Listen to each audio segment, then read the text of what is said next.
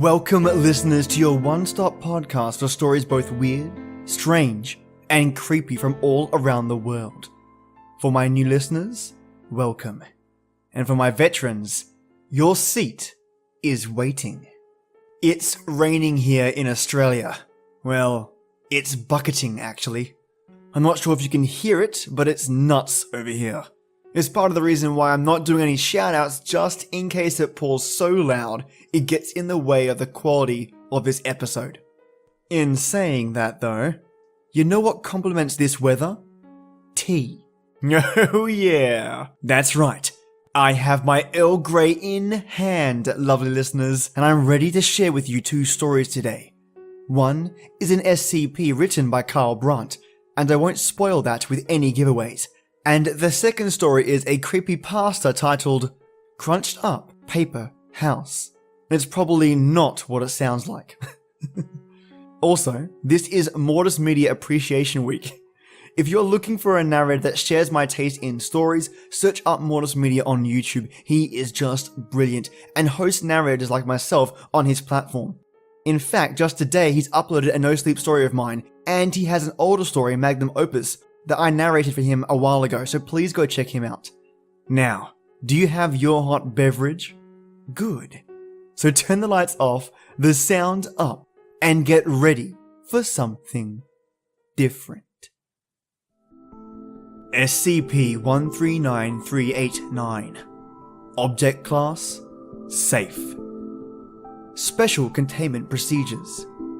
SCP-139389 is to be contained inside a cuboidal container with a surface area of 6.87 meters, made with 3 layers of alternating SAM-2X5-630 and laminated polycarbonate. SAM-2X5-630 should be at a minimum 19.05 millimeters thick. Class D and E personnel are not to be permitted access. In case of container's failure, Class C personnel shall be allowed to enter, but only if they are wearing a hazmat suit for their protection. The artifact will be placed in a transportation case and taken to a local museum to be placed in a secure box that the Foundation has set up, with a minimum of 4 Foundation security personnel that will be present at all times. Description: SCP-139389 was found in Japan by a volunteer named Rdibhj. The artifact is bound in an unknown hide with golden kanji, which reads Michi Rdibhj. The object, if not handled correctly, creates SCP-139389-A. Upon this creation, the person shall be contained in a standard living environment for a normal person and not permitted to have contact with SCP-139389 without authorization from at least 1 Class B personnel, and under highly supervised sessions.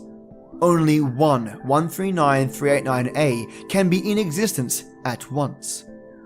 139389-A claims they live through the experiences written in the artifact and claim to see monsters unseen to average humans. 139389-A shows signs of Marie Antoinette syndrome, as well as signs of dissociative identity disorder.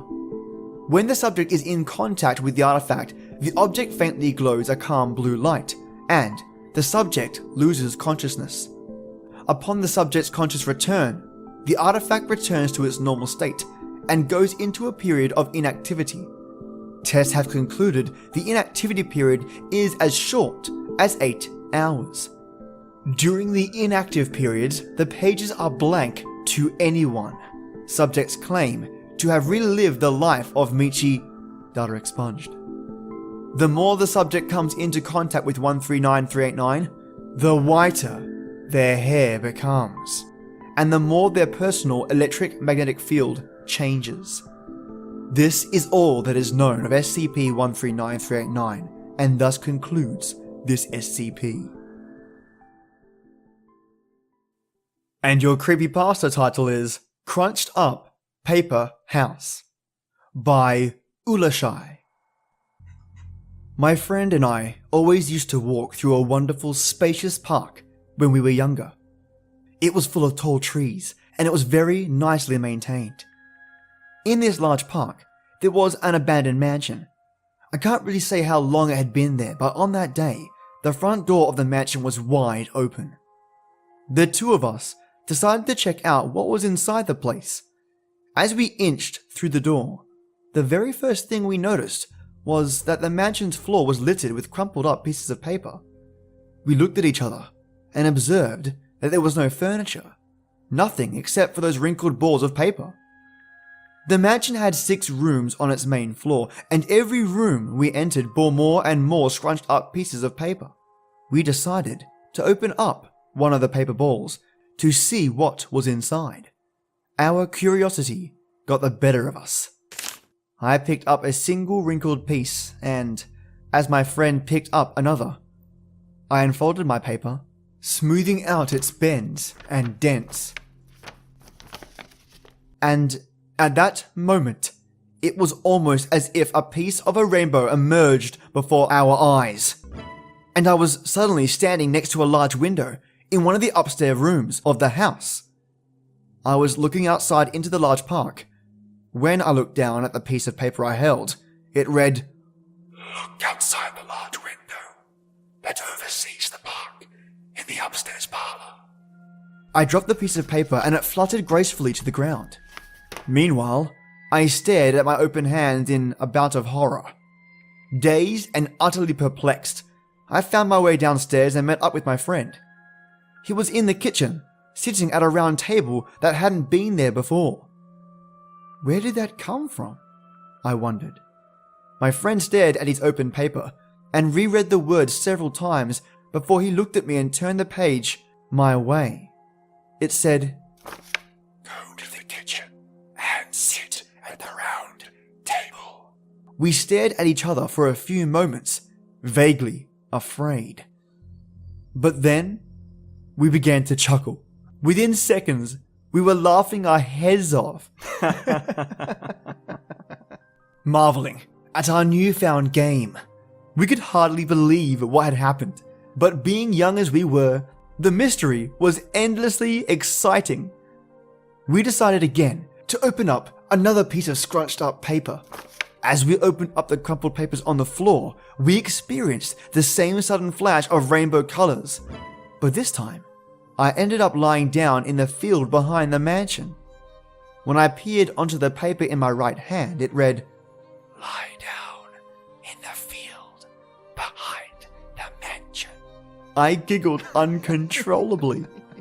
After a few minutes of running around the house, I found my friend collecting multiple balls of paper in his arms, eager to experience more of these strange, exciting phenomena. We both got the gist of what was happening at this point. We had no idea as to how it was possible, but we decided to have more fun with it. The supernatural always had a way of captivating our hearts. After a few more run-throughs with these strange mind teleportation devices, I began to feel apprehensive. I wondered if, at one point, I would be placed somewhere I didn't want to be, or I'd be made to do something that I didn't enjoy. We continued, though. Minute after minute, we unfolded many papers and traveled through bedrooms, closets, trees. But then, after having been on the roof of the mansion, I stood before my friend, dead on the living room floor. I didn't scream. I couldn't. "Murder him," I read on my crumpled page, as I felt a surge of vomit and bile rise into my throat. Nothing came out, but the sickness in my throat spread to my stomach, my head, and my heart. I didn't know what to do. At this point, I began to scream and shout, praying to God for this to be a nightmare. I wanted it to go away. I wanted to rewind our day and be outside again, together, walking underneath the trees. All I could do was hide his body in a cupboard. I willed myself to be calm, and I hesitantly unfolded another paper, in the hopes that the problem would correct itself. Once again, I saw the colors of the rainbow, and I found myself standing behind a tree several meters away from the house. I could clearly see the front door, Within a few instants, I saw both myself and my friend walk through that door. I began to wonder if I had died, or if I was having an out-of-body experience. I looked at the sheet in my hand, and the only words scrawled upon them were, "Time will repeat itself, and a paradox will take place, and it will be allowed." That gave me an idea. In my pocket remained the paper that made me kill my friend. Without looking at it, I crumpled it back up. Quietly, I followed my other self, who had separated from my friend as he explored the rooms of the house. As I crept behind him, he turned around very suddenly. Before he could utter a syllable, I forced the paper in front of my eyes, and in a flash of rainbow colors, I was able to kill my other self. The laws of time allowed me to take over my dead self's place in this world, and also because of the fact that it was allowed to happen, as it was written on the second piece of paper that I had on me, which reversed time. It must have control over time and paradoxes, which made me now the new alive and present of my other dead self. I hid my limp, bleeding other dead self in a cupboard in the upstairs bathroom to rot. To my great relief, I heard my friend call my name from downstairs, my friend who managed to stay alive and well, my best friend. When I went downstairs, he greeted me excitedly, smiling childishly and being blissfully unaware of the situation. I pretended that nothing had happened. In a heartbeat, I told him that the house creeped me out and that it would be much better if we left. After that day, we never went near the mansion again. I don't know if anyone saw or heard about anything that happened between us, but I recently heard from another friend that the house had been demolished, and I can tell you with great certainty that while this news is a relief, I dreaded the probable prospect that my corpse was uncovered in the bathroom cabinet.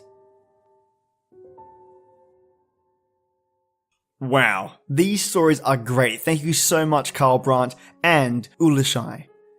I love the originality from Kyle Brant, and I can really see that SCP growing.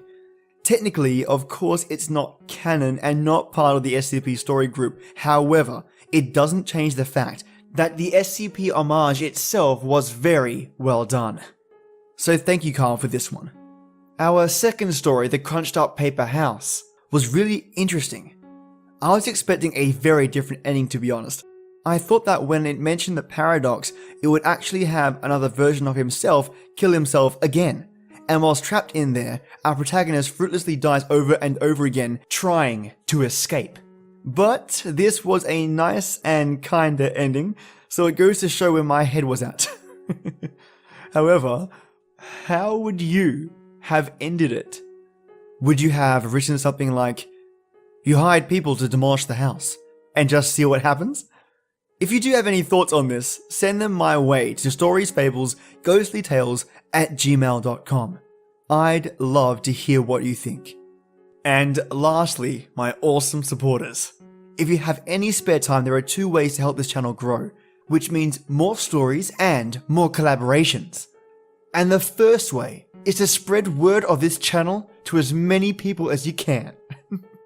At school, with the family, anyone that you know, strangers, okay, not strangers, okay, but family and friends. Spreading the word around would be brilliant. This, though, I do know a lot of you do, and I'm really thankful. And the second best way to support this channel is to leave a little iTunes review. It really, really goes a long way. Each review helps people see the channel and think, this is worth my time. And it's you listeners that make this happen. So thank you so much. Every single review helps. And on that note, it is that time. This is the place where stories live, and you tale tellers come to listen. Enjoy your day or night, and join me every weekday for our creepy tradition. And as always, till next time.